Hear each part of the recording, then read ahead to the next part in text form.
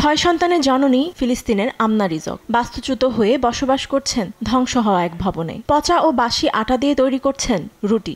সন্তানের ক্ষুধা নিবারণে গাজার এ অসহায় মা বেছে নিয়েছেন এমন পথ। এমনকি পাস্তা ভিজিয়েও তৈরি করছেন রুটি। বলেন, ক্ষুধায় মারা যাওয়ার থেকে নষ্ট খাবার খাওয়াও ভালো। আমরা মারা যাচ্ছে, খাবার বা পানীয় কিছুই নেই। আমরা ভুলে গেছি খাবারের স্বাদ, ভুলে গেছি মাছ মাংসের স্বাদ। আমাদের বাচ্চারা সেই খাবার খেতে আগ্রহী। আল্লাহ ছাড়া আর কেউ নেই সাহায্য করার। তিনি সবকিছুর চেয়ে উত্তম। দয়া করে আল্লাহ আমাদের দিকে তাকান, আমাদের প্রতি দয়া করুন, আমাদের মুক্তি দিন। একই পরিস্থিতির শিকার ফিলিস্তিনের এক বাবা। বালি ও পোকা পরিষ্কার করে সংগ্রহ করেন আটা।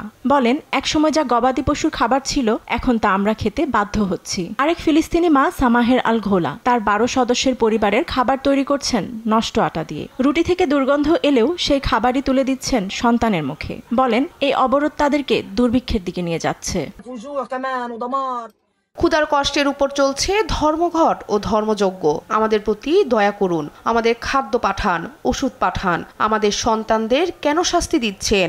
আমাদের সন্তানেরা ক্ষুধায় মারা যাবে কোন দোষে? যদি ইসরায়েলদের হাতে না মরে তবে তারা ক্ষুধা ও রোগে মারা যাচ্ছে। আমাদের খাদ্য উপকরণ আর মজুত নেই। আমাদের কাছে খাবার ও পানীয় সরবরাহ নেই। আমাদের দম বন্ধ হয়ে আসছে।